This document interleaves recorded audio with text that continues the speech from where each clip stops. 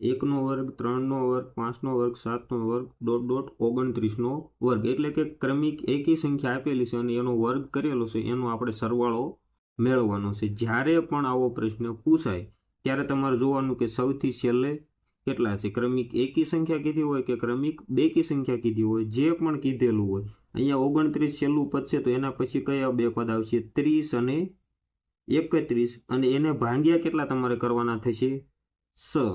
6 પંચા 30, એટલે કે 29 ગુણ્યા 31 ગુણ્યા 5 કરીશું. જે પણ મૂલ્ય મળશે એ આપણો રાઈટ આન્સર થશે.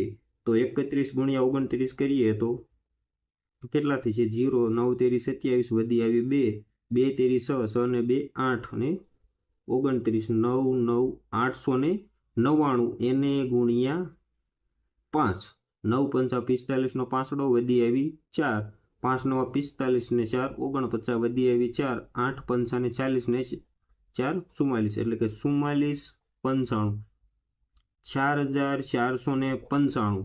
1 થી લઈને 29 સુધીની ક્રમિક એકી સંખ્યાઓનો વર્ગનો સરવાળો કરીએ તો આપણને જવાબ શું મળશે? 4495.